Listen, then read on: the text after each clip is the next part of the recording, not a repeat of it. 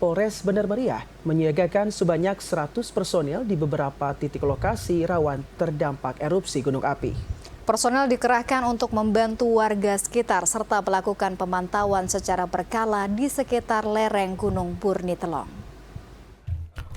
Polres Bener Meriah meningkatkan kewaspadaan menyusul peningkatan aktivitas Gunung Burni Telong yang saat ini berstatus level 2 waspada.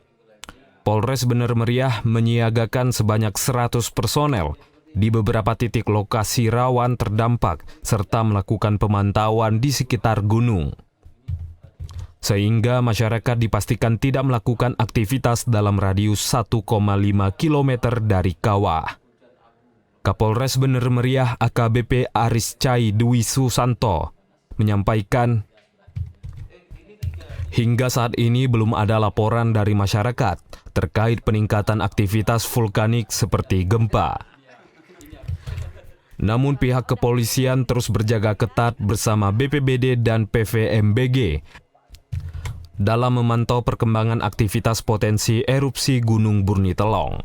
Di radius 1,5 km, kita harapkan juga warga masyarakat tidak naik ke sana, tidak naik ke kawasan radius 1,5 dari kawah, ya, dari kawah, sehingga kita mengantisipasi, kita mitigasi agar jangan sampai terjadi korban ketika nanti secara mendadak, secara cepat itu aktivitasnya meningkat. Mungkin itu dari kami pihak kepolisian yang bisa kita lakukan langkah-langkah yang sekarang kita alhamdulillah dapat informasi yang akurat sehingga kita bisa lebih tepat untuk mengambil langkah-langkah berikutnya. Kepolisian berharap seluruh elemen masyarakat dapat bekerja sama dalam menjaga keselamatan serta mengikuti informasi resmi dan tidak mudah terpengaruh oleh isu-isu yang belum jelas kebenarannya. Dari Bener Meriah, Mutia, TVRI melaporkan.